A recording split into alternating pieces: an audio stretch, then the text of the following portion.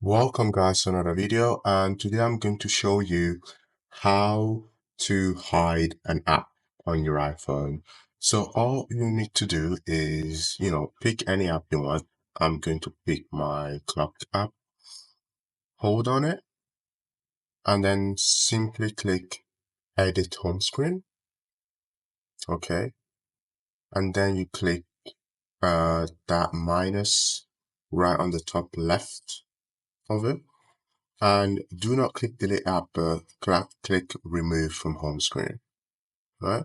And now the app is hidden on the home screen. However, if you go here on your app library, it's still there. Grab it, hold on to it, and now you can move it back on your home screen as it was before.